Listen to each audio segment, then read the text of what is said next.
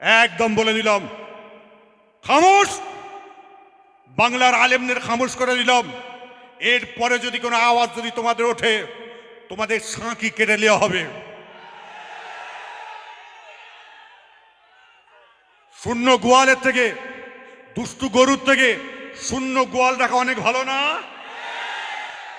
ওই আপনার দুষ্টু গরুর দিকে একদম তাকাবেন না আপনারা। আপনারা যদি কোনোদিন তাকিয়ে যদি তাদের ঘরে দাওয়াত করে নিয়ে গেছেন, আমি শাইম সিদ্দিকী আমি সেদিন বুঝে নেবো আপনাদের কাছে। কেন?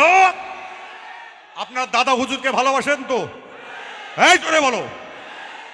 যদি দাদা হুজুরকে ভালোবাসো, তাহলে ওই দুষ্টু গরুগুলোকে এনে পরিবেশ নষ্ট করবেন না, খবরদার। একদম পরিবেশ নষ্ট করবেন না। আর যদি পরিবেশ নষ্ট করেন, কাল কিয়ামতের দিনে আল্লাহ কাছে দাবি রাখলাম, হে আল্লাহ,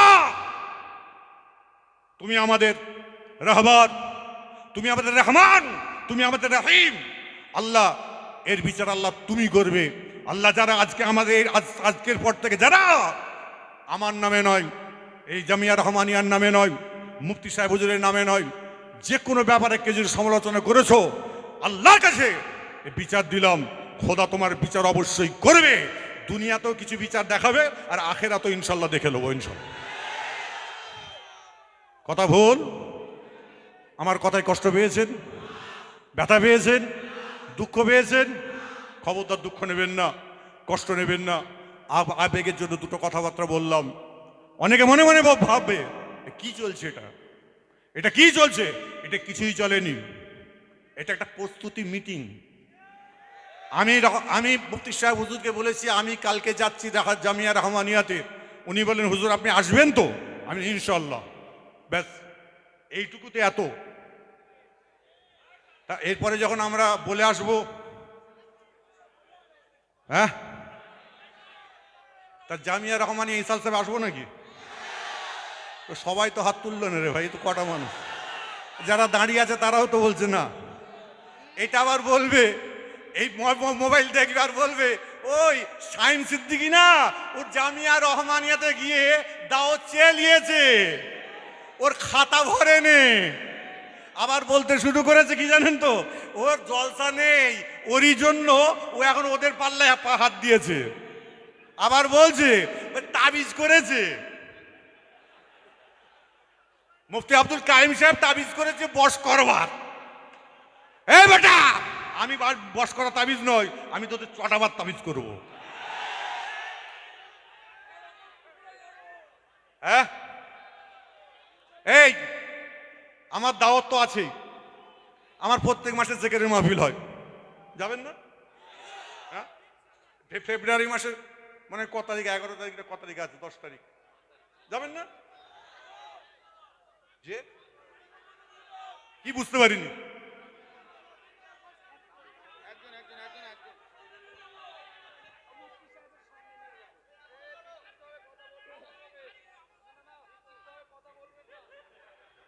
আওয়াজ বন্ধ করুন। এই এই সরো, করো।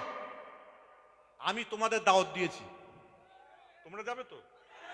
ব্যাস ছেড়ে দাও, তারপর দেখে নিচ্ছি।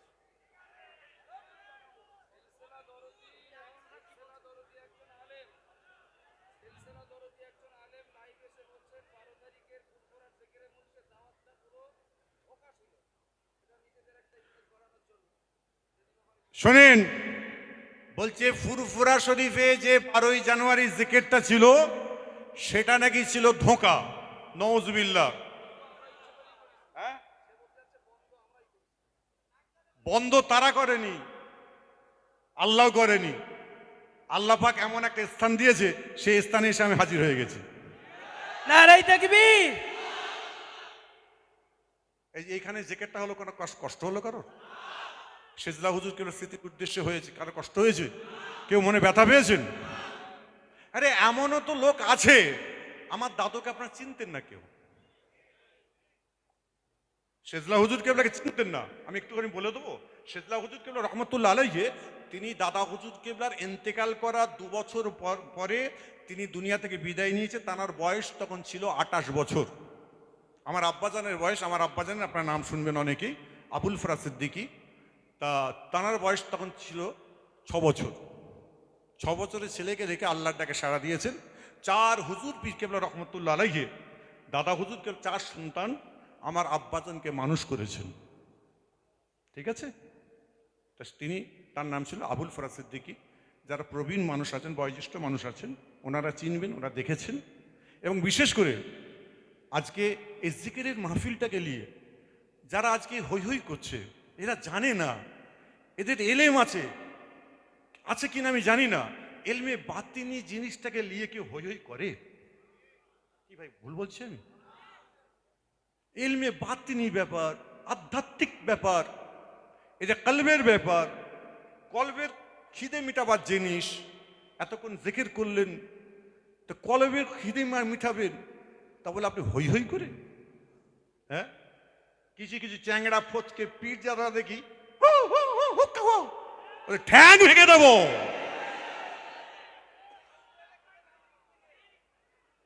ঠ্যাং ভেঙে দেবো।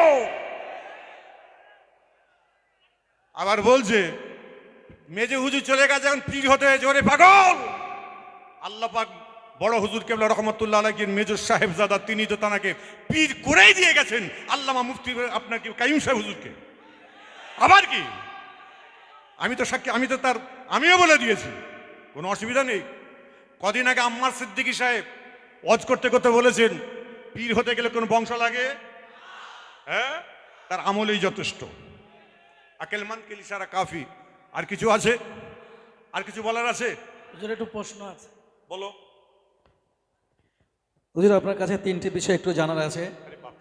1 নম্বর হচ্ছে, অনেকেই বলেন অল ইন্ডিয়া সুন্নাতুল জামাতের ওলামায়ে কেরাম ও সমর্থকগণ ফুরফুরা শরীফের পীরজাদা হুজুরগণের প্রতি কোনো সম্মান প্রদর্শন করেন না। আপনি আমাদের জামিয়া খাদিজা ও বঙ্গনের কয়েকবার এসেছেন, এখন এই বিষয়ে আপনি কি বলবেন? মাশাআল্লাহ, আমি প্রথম দিনে টাইম দিয়েছিলাম সকাল 7টা, তাই তো? আমি 7:25 আপনার এখানে ঢুকেছিলাম। 7:30 হবে, 7:30 দিকে ঢুকেছিলাম না? আমি যখন ঢুকলাম, আমি রাস্তা থেকে গাড়ি থেকে নেবে আমি যখন হেঁটে হেঁটে আসছি, আমাকে মাদ্রাসার ছাত্র এবং এলাকার মানুষ তারা ঘুম ছেড়ে দিয়ে ফজরের নামাজ পড়ে আমার জন্য অপেক্ষা করছিল কখন সাহিম সিদ্দিকী গাড়ি থেকে নেবে, আমরা তাকে আলিঙ্গন করে নেব। আমি যখন নেবেছি, আমি নিজেই আপ্লুত, একদম তকবীরের ধ্বনি দিতে দিতে আমি যখন রাস্তা দিয়ে আসছি, এসে যখন আমাদের অফিসের দিকে গেলাম, আমার মুফতি সাহেব ভাইজান হুজুর তিনি এমন সময় আমাকে মোসাফা করলেন, আমি তাকে বুকে জড়িয়ে নিয়েছিলাম। শুনে রেখে দিন, আমাদের ফুরফুরা শরীফের এক ছেলে, সে বলছে ভাই আপনি যখন নেবে নেবে রাস্তাতে যাচ্ছিলেন, আপনাকে যে তকবীর দিয়েছে, যে ধ্বনি দিয়েছে, এমন সময় আপনি যখন মুফতি আব্দুল কাইয়ুম সাহেব হুজুরকে যখন আপনি হাতে মোসাফা করে বুকে জড়িয়ে নিয়েছেন, আমি ভাই কেঁদে ফেলেছি। আমি ফুরফুরা ছেলের কথা বলছি, ফুরফুরা শরীফের ছেলে। আমার গতকালকে এসে বলে গেল, গত পরশু দিন এসে আমাকে বলে গেছে, বলছে আমি কেঁদে ফেলেছি, যে আপনি কি ভালোবাসা দেখালেন। আবার বলছেন, বলছে আপনি যখন খাদিজায় গেছিলাম, আমি বাংলাদেশ থেকে আমি ডাইরেক্ট এসেছিলাম, এবং খাদিজার আপনাকে ছুটি ছিল মনে হয় 14-15 তারিখ করে ছুটি দেওয়াতে একটা ডেট ছিল, আমার জন্য 2 দিন পিছিয়ে দিয়েছে ফেসবুকে দিয়ে, এবং ছেলের মেয়েরা পড়ে খাদিজায়, মহিলাদের জন্য মহিলাদের ছুটি দেয়নি। তারপরও তাদের আবেগ, তাদের ভালোবাসা, তাদের মোহাব্বত, আমি রজব আলী ভাইকে একইভাবে, আমার মতিন ভাই ওখানে ছিলেন, মতিন ভাইকে আমি একইভাবে জড়িয়ে নিয়েছি। এটা খারাপ না ভালো? আরে জোরে বলুন। আমি কোনো জায়গা থেকে এক জাররা পরিমাণ বেইজ্জতি করার কোনো রকম কিছু পাইনি। প্রত্যেকটা জিনিস ইজ্জত সম্মানের সঙ্গে পাবো। যারা এ কথাগুলো বলছে, যারা লটাচ্ছে, যারা লুটছে, তারা নিজেরা সেই ভালোবাসার মানুষ তৈরি হতে পারেনি, তার জন্য কেউ মহব্বত করেনি। দ্বিতীয় বিষয় হচ্ছে, অনেকেই বলছেন যে এদের মানে অল ইন্ডিয়া সুন্নাতুল জামাত সংগঠন এবং তাদের সমর্থকদের আদেও ফুরফুরা শরীফে যাওয়ার ইচ্ছা ছিল না, এরা পীরজাদা শাহিম সিদ্দিকী সাহেবকে ফাঁসিয়েছে, এ বিষয়ে আপনি কি বলবেন? নওজুবিল্লাহ, আমাকে এরা কেউ ফাঁসায়নি, আমাকে কেউ ফাঁসায়নি। আমাকে যদি ফাঁসাতো আজকে আমি এখানে আসতাম? জোরে বলো ভাই, এটা হাতটা নেড়ে উচ্চ আওয়াজে বলো। এই আমাকে যদি অল ইন্ডিয়া সুন্নতুল জামাত যদি ফাঁসাতো, আচ্ছা নামটা বলে দিচ্ছি, মুফতি আব্দুল কাইম সাহেব হুজুর, ইনি যদি আমাকে ফাঁসাতো, আমি এখানে এসে সন্ধ্যা থেকে এসে এই জায়গায় বসে থাকতে পারতাম? হ্যাঁ, যদি আব্দুল কাইম সাহেব হুজুরের কাছে ওই ভালোবাসা যদি না থাকতো আমি আসতাম? স্টেজে আসতাম? আসতাম না। এরা কেউ ফাঁসায়নি, কেউ ফাঁসায়নি। আল্লাহ যেটা করেন ভালোর জন্য করেন, ঠিক আছে? স্থান কাল পাত্র অনুযায়ী মাসলা হয়, মাসলার হাল করতে হয়। স্থান কাল পাত্র, যারা আলেম ওলামারা আছেন তারা অবশ্যই বুঝতে পারছেন। জি হুজুর, নেক্সট হচ্ছে আপনার দরবারে জিকিরের মজলিসে আমাদেরকে দাওয়াত করে আপনি দাওয়াত ক্যান্সেল করলেন, নাকি অল ইন্ডিয়া সুন্নাতুল জামাতের ওলামায়ে কেরাম যেতে চাননি, এই বিষয়টি আপনি খোলাসা করবেন? নাউজুবিল্লাহ, অল ইন্ডিয়া সুন্নাতুল জামাতের ওলামারা তো অবশ্যই যাওয়ার জন্য রেডি। এই ইউটিউবার ভাইরা, কত হাজার গাড়ি হয়েছিল?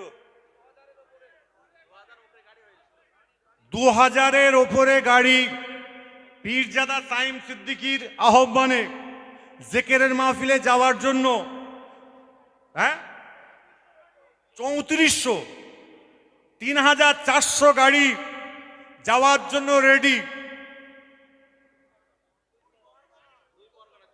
2 পরগনা, উত্তর 24 পরগনা, দক্ষিণ 24 পরগনা থেকে 3400 গাড়ি যাওয়ার জন্য রেডি।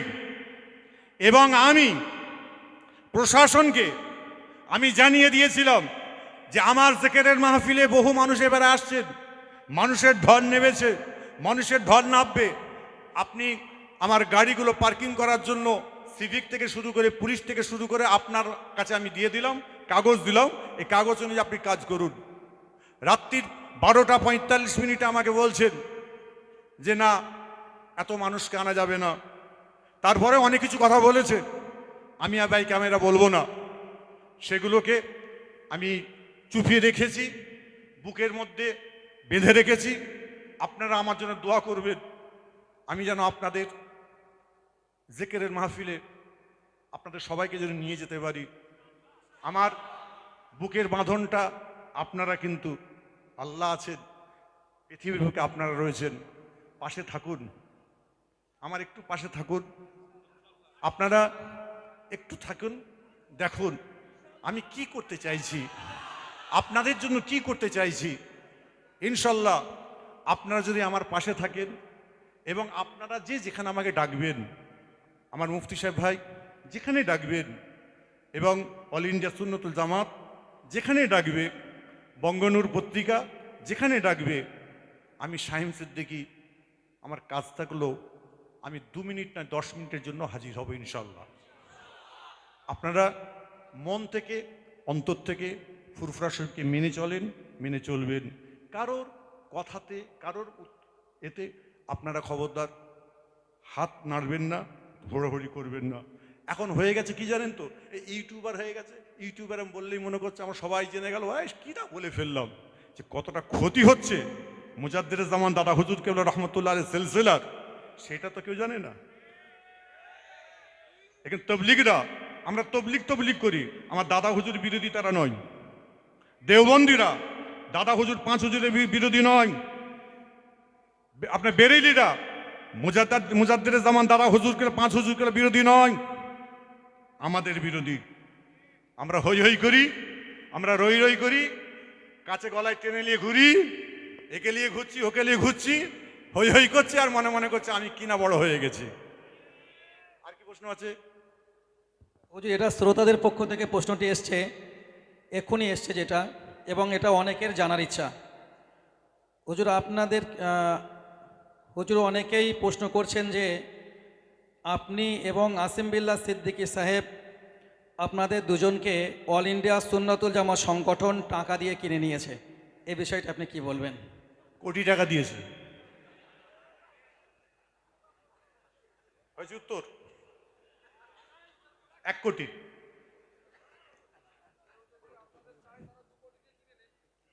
হ্যাঁ ভাই আমার কি বলছে, বলছে আপনাদের কেউ যদি চাই তাহলে 2 কোটি টাকাতে কিনে নি। আমাদের ঘরে কেনে আসিম বিল্লাহ ভাইকে নাকি বলেছিল নাকি কাইম সাহেব হুজুর নাকি বস করার তাবিজ করেছে। হ্যাঁ কি ভর করেছে? ও লোকের ভর আছে? বেচারি মানুষটা সুগারের মানুষ, শুকিয়ে যাচ্ছে আস্তে আস্তে। বেচারি কত আদব আখলাক, কত আখলাকে নবাবী আমাদের কাছে কত রকম ভাবে আজিজ ইনকেসারির সঙ্গে থাকে। ওরে খেবা, মুফতি আব্দুল কাইম সাহেব শুনে রেখে দাও, আমি বলে দিই একটা কথা, বাস করার মতো আলেম অদ্বিতীয় আর কেউ নেই এখানে।